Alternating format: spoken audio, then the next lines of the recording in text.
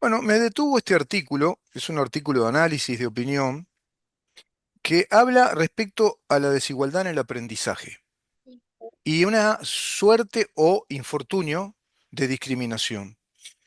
Dice lo siguiente: la desigualdad en los resultados educativos de ingreso y egreso en detrimento de los varones, me llamó la atención, de los varones, constituye una de las tragedias educativas por la enorme desigualdad social que implica y sus enormes implicancias en las trayectorias futuras de las personas. Claro, las diferencias en los aprendizajes y los recorridos académicos en detrimento de los varones son de tal dimensión y que el sistema educativo no corrige, sino que amplía, que permite sostener que existen dinámicas y procesos internos en los sistemas educativos que protegen más intensamente a las mujeres y que al tiempo impulsan y promueven el abandono y la deserción masculina. ¿Alguien te habló así alguna vez o en los medios de comunicación escuchás este tipo de discriminación? Porque lamentablemente hay toda una propaganda. Yo estoy de acuerdo con que existan las igualdades de oportunidades tanto para hombres como para mujeres, ¿eh? Eso que quede claro. Es el régimen natural de un Estado de Derecho, artículo octavo de la Constitución, que se diferencian por sus talentos y virtudes. Esto lo escribió el economista y doctor en ciencia de la pedagogía o pedagogía, que creo de ser uno de los pedagogos más importantes que tiene no el país, América Latina. Es decir, en lengua hispana, todas las ciencias tienen personas muy importantes que son referentes, que están marcando vanguardia, que están haciendo estudios de campo, que desarrollan papers y se convierten en libros. Y estoy hablando en este caso del doctor Claudio Rama. Nosotros tenemos la fortuna de contar con él, de hacer una amistad con él, que nos tome en cuenta, que diga, este programa vale la pena, es serio, es importante conversar acá. Yo le agradezco, doctor, sinceramente. Muchísimas gracias, Rubén. Es un honor también para mí participar en tu programa semanalmente y tenerlo como un punto de referencia de los enfoques más innovadores, originales o más equilibrados en el debate nacional. Claro, claro. Y este es un enorme debate que se tiene que dar la nación, el Uruguay, que no se está dando, ¿no? El sistema Digamos, educativo. sí, Ujú, el debate de las desigualdades es mm, un debate que ha ido permeando las ciencias sociales, mm, que va encontrando una mirada de la igualdad, una mirada de la democracia, una mirada de los equilibrios y por lo tanto se enfoca en ver las desigualdades, las asimetrías en este escenario. sí. Sin lugar a duda que una sociedad totalmente igualitaria que inhiba las libertades es también una sociedad que de alguna forma cercena Ah, el derecho a la libertad. ah, Pero al mismo tiempo la política pública lo que propende es que las desigualdades no se reproduzcan o en todo caso que las desigualdades se focalicen o estén dentro de determinados límites. mm, O sea que el tema de igualitarismo, igualdad y diferencias o desigualdades es un equilibrio complejo. Y mm, de alguna forma, una vez Borges decía que él no estaba a favor del socialismo porque la literatura se daba en condiciones de protesta, de desigualdad, de crítica social, y eso solo se daba en sociedades con algún nivel de desigualdad. Esto es un debate más irónico de las miradas de Borges, pero en todo caso, Pero interesante, porque la apunta a un sociedad, diagnóstico, claro, claro. la sociedad requiere una libertad para que la libertad de alguna forma estimule las personas. Mm, Y las personas en su desarrollo mm. también van creando desigualdades que la sociedad busca lograr mecanismos de correcciones para que esas desigualdades no afecten al conjunto colectivo. Doctor, Nosotros, doctor, me permito acá recordar a José Enrique Rodó, que dijo una cosa muy importante y trascendental respecto a la libertad en aquel documento que era Carta Abierta a las Juventudes de América.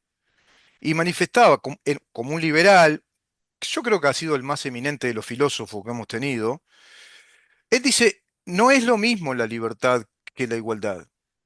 La libertad es, en definitiva, la posibilidad de que seamos iguales, porque la única igualdad que existe es la del punto de partida. y luego cada quien desarrollará según su capacidad, talento, virtudes, motivos, motivaciones. Y ahí yo me voy al artículo octavo de la Constitución. Qué sabio, hay que leer cosas sabias. Si se entendiera el artículo octavo que dice, todos somos iguales ante la ley, no hay otro distingo, sino el que proviene de los talentos y las virtudes. Imaginemos una legislación que tome en cuenta ese principio ético, jurídico, hasta moral, de, por un lado está la igualdad, por otro lado la libertad.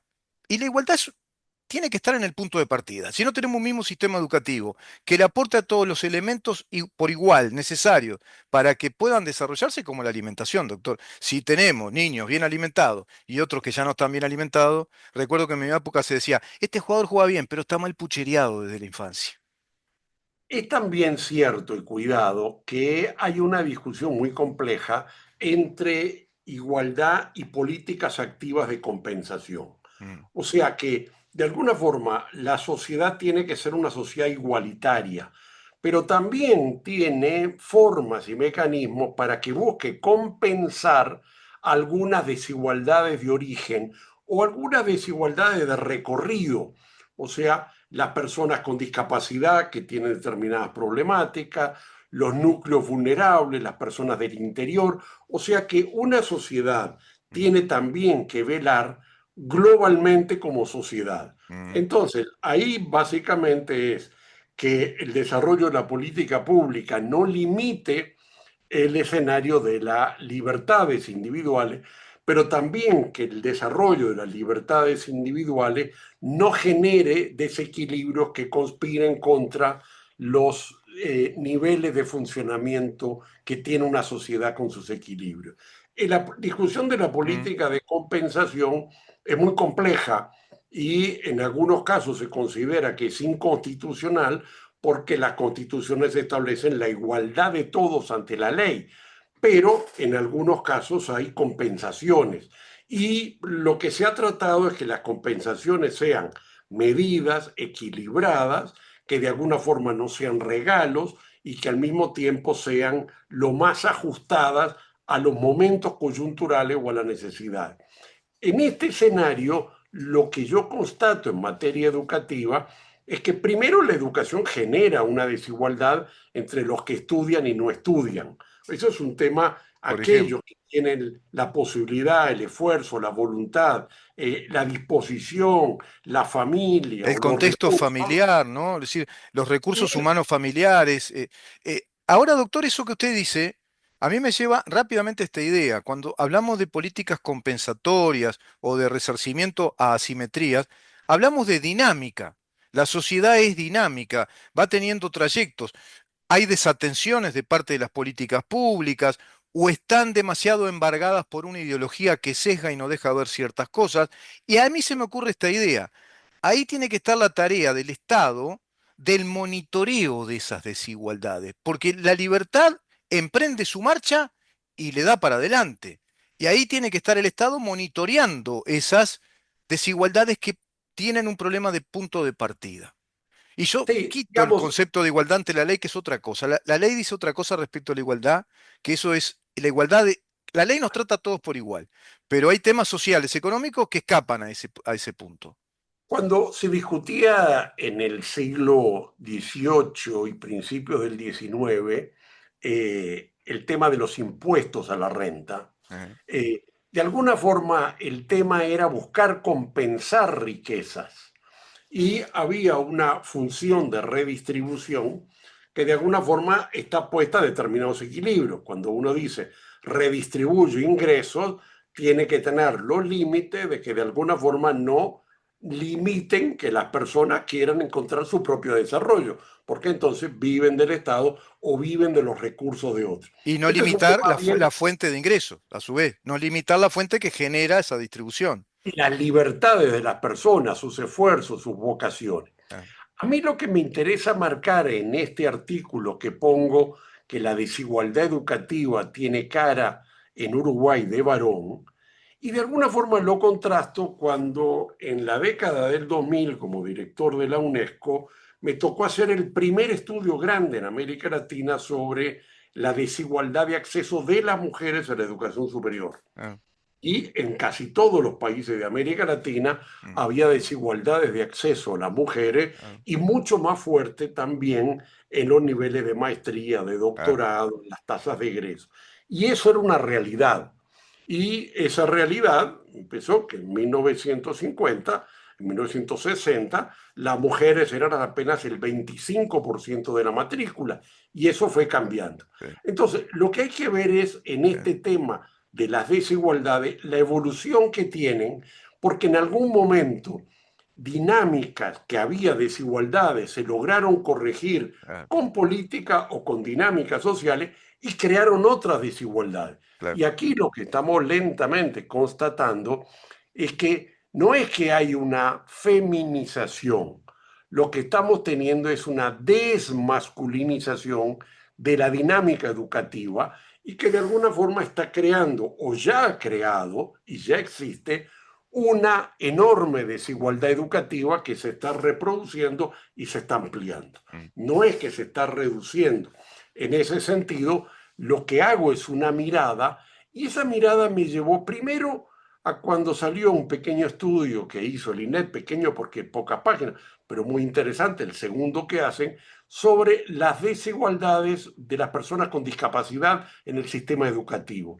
Y ahí constaté que las personas con discapacidades, los hombres con mm, discapacidades en el sector educativo, son más que las mujeres, el doble. ujú, Eso podría decir, bueno, que hay una compensación, pero cuando uno empieza a mirar el ciclo educativo, lo que se fue concentrando en mm, la realidad del análisis es que entran más o menos la misma cantidad de hombres y mujeres a el ciclo de educación primaria mm, y efectivamente ya al terminar la educación primaria, el censo del año 23 nos identifica que solo el 48,2% de los hombres terminaron la educación primaria o menor grado, mm, mientras que las mujeres es 51,8%.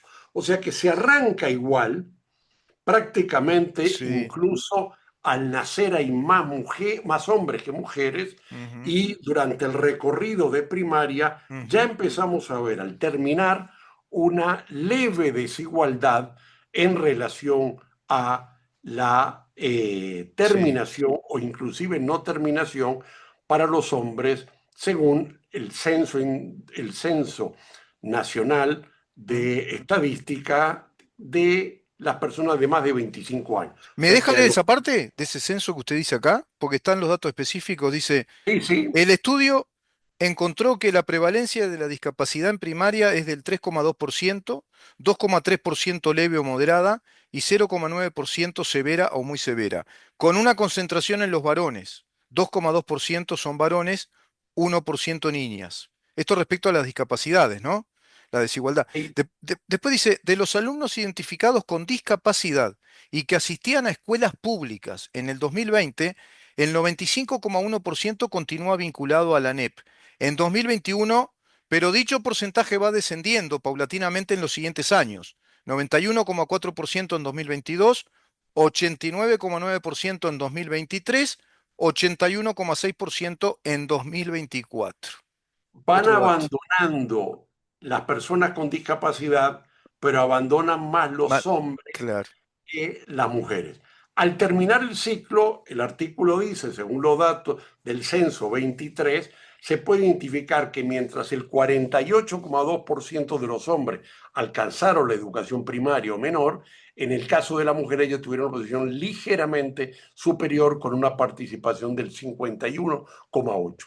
mm, Pero cuando vemos la educación media superior, o mm, sea, el bachillerato, la población de más de 25 años que alcanzó la educación media superior, la incidencia de los hombres vuelve a caer un poco más y llega a 45,8 y las mujeres suben al 54,2. sí, Si lo medimos en relación a el sector terciario, en los mm, que están sí, dentro de la educación terciaria, vimos todavía un salto mayor de las mujeres, que es el 62,6% de la totalidad de los estudiantes terciarios, que son como dos sí, universitarios, son como 204.000, el 62,8 son mujeres y el escenario de los hombres es el restante, que es prácticamente 37,4, que son 76.000 Se hombres, aumenta la brecha, ¿eh?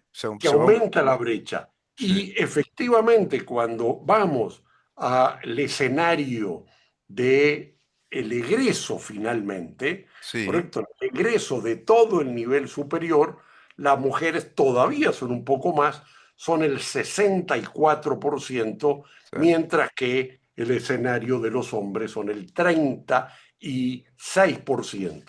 O Es sea que grande. lo que vimos en la larga película el ciclo final de primaria, el ciclo final de secundaria, la terciaria y el ciclo de egreso, Mm, es que efectivamente lo que hay es un proceso sí, donde los recorridos académicos van dando una reducción de la presencia masculina y un aumento de la presencia femenina. O sea que si la igualdad es 50%, si la igualdad es la que la naturaleza produjo de cantidad de hombres o mm. mujeres, lo que estamos viendo es una desigualdad y que el sistema educativo no corrige esas desigualdades. O sea, Ese dato es importantísimo, eso que dijo el pasar, porque la naturaleza nos dice que hay una igualdad prácticamente de mujeres y hombres en la sociedad, ¿no? Más o menos nacen la misma cantidad de mujeres y hombres, hay una brecha leve. Ahora, esa brecha leve, a su vez, de egresos, etapa primaria, secundaria, va avanzando y va creciendo, digamos, en favor del egreso femenino respecto al masculino que van abandonando los estudios, llegando a una brecha muy grande en la etapa ya de culminación de los estudios a nivel terciario. o sea, Ahí hay un problema que lo se plantea. biológico, lo Sí, natural es el sí, equilibrio. es el equilibrio. Lo social, lo político es la desigualdad. Exacto. Y por lo tanto, lo que hay que pensar son políticas de compensación. Mm, Y este tema viene porque de alguna forma lo que registro es un elemento que me llamó poderosamente la atención, es que según los indicadores de RICIT, que es una red de investigación muy prolija, muy mm, profesional de ujú, la UEA, que es la red de indicadores de ciencia y tecnología, que tiene indicadores, mm, efectivamente lo que muestra mm. el dato es que en el nivel terciario el 73,2% del total de becas son de las mujeres frente al 26,6% de los hombres. Es grande. Las becas Mm, representan el 6% de la matrícula universitaria, el 6%. mm. Pero las mujeres reciben el 4,4% de ellas y los hombres reciben solo el 2,6%. O sea que de alguna forma lo que hay es un escenario que la política de género atiende especialmente al sector femenino Sí. y en Bueno, y parte, ahí se están demostrando estadísticamente, de modo científico, metodológico, en rigor, cómo las políticas feministas están generando lo contrario de lo que pregonan, porque se ha disparado una dinámica de prevalencia de las mujeres en áreas universitarias, egresos. Hasta ahora yo veo publicidad incluso de la UNESCO de que faltan más mujeres que hombres en las cursos, en las carreras universitarias, en las bueno, profesiones universitarias. ese dato también lo pongo encima de la mesa Mm, porque de alguna forma para el año 22, en los 16 campos del conocimiento, mm, las mujeres son mayoría, en los 18, perdón, las mujeres son mayoría en 16 de los campos. exacto. Solo con la excepción de tecnologías de información y comunicación y en ingeniería, industria y construcción, en este caso son el 41%, Sí. en todas son mayoría. Incluso Mm. en agricultura, silvicultura, pesca y veterinaria son mayoría en la Con matrícula el con el 51%. 50%. Sí, sí. Entonces, efectivamente, en el egreso solo hay el escenario en el cual en tecnologías de comunicación, información y agropecuaria son mayoría los hombres. O sea que tenemos 16 áreas de conocimiento que son mayoría las mujeres y dos áreas de conocimiento donde son mayoría los hombres. Pero si vemos en relación a los niveles. En el nivel terciario son mayoría las mujeres.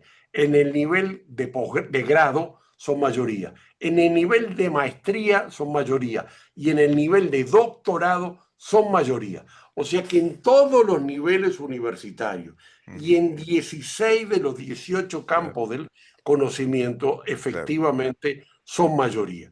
claro. Y dado el escenario que uno contrasta, justo estos días salió un escenario de información de becas del Consejo de Formación y Educación y me tomé la atención de revisar un poco los géneros, son también mayoría las becas del CFE en materia. Entonces, la pregunta es, una, ¿dónde están los mecanismos que producen la desigualdad en el sistema educativo?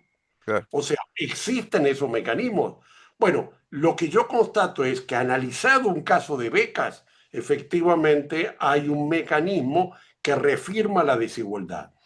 El artículo, que es un mero artículo de pocas páginas con muchos datos, Mm, lo que muestra es los datos de la desigualdad, pero muestra una al menos de política pública, que es los sistemas de beca, donde incluso son más que el porcentaje hombre y mujer en la sociedad. mm.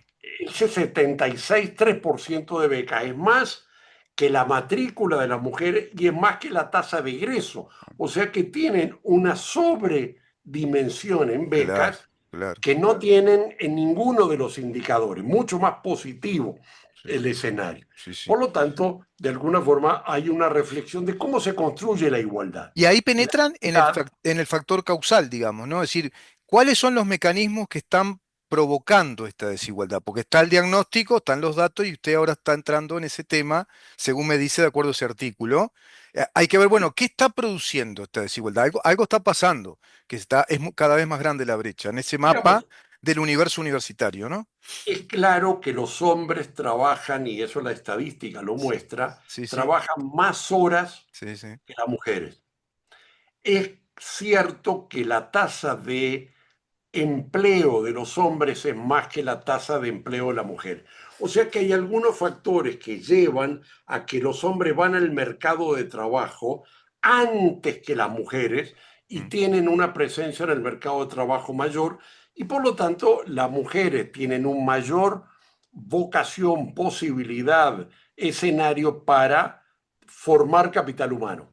sí. Esta desigualdad que la sociedad está dando, de alguna forma se reproduce posteriormente también en que los puestos crecientemente de mayor capital humano Mm, están empezando a ser de mujeres. Y nosotros tenemos una feminización en el sector de la justicia, en el sector de la salud, en el sector de la enseñanza, y que obviamente es resultado de una presencia femenina muy fuerte, sí, o más bien de la ausencia de mecanismos de sí, compensación de sí, política proactiva. sí, sí, sí, sí. Muchas Hay veces mucha presencia femenina también en el sector del marketing, publicidad, periodismo. Y acá hay una pregunta, doctor, que seguramente se lo habrá hecho. Y en el curso de esta dinámica, en una proyección, una especie de perspectiva de un futuro inmediato, ¿qué sociedad se está construyendo así? También hay que hacer un análisis prospectivo. ¿Hacia qué sociedad iríamos si esto dejamos que siga ocurriendo de esta manera, ¿no? bueno, de alguna forma es obvio que se está construyendo una sociedad de desigualdad. Claro, O sea, esta desigualdad, algunas encuestas últimamente mostraban también la orientación ideológica distinta de los hombres y mujeres. claro. Hace muchos años, en general, la posición hombre o mujer en las encuestas políticas era más homogénea, Sí. más similar y lo que se están encontrando son algunas diferenciaciones. Por ejemplo, se ha visto diferenciaciones recientemente en encuestas sobre cómo se evalúan las políticas de género por Mm, parte de los hombres y de la mujer. claro, Pero en todo caso, el escenario, hoy hay muchas veces la política de género se focaliza en que las mujeres no tienen los porcentajes de matrícula en STEM, que es ciencia, tecnología, y matemática, ciencias básicas y matemáticas. Pero no se está viendo el peso que tienen en psicología, en salud, en derecho Ciencias y en sociales, sí, muchas sí, carreras de educación sí, sí, y de sí, comunicación. claro, O sea claro. que el tema es, estamos funcionando en un libre mercado que es contradictorio con la política pública de Pero promover la igualdad. sobre la base de una propaganda hegemónica, un libre mercado con una propuesta con una oferta, un producto a la sociedad que es desde el feminismo, con política feminista, con resorte de política feminista, que van generando estas desigualdades. Yo tengo otro dato que se está haciendo en los medios de comunicación. El público masculino es el que consume, pero en una tasa mucho más alta, el periodismo de análisis político, de información política que las mujeres. El público femenino de programas periodísticos como el nuestro es bajo. Y es el hombre el que consume más la idea, el análisis político, concientiza temas políticos. La mujer parece como que está en otra, ¿no? O de pronto en otros perfiles, digamos, de propuestas políticas. Yo creo que Es, lo que estamos develando es información de algunas desigualdades. sí. Sin lugar a duda, las desigualdades de regionales, o sea, la Mm. cobertura regional es un tema realmente importante, aunque se ha ido reduciendo en los últimos años.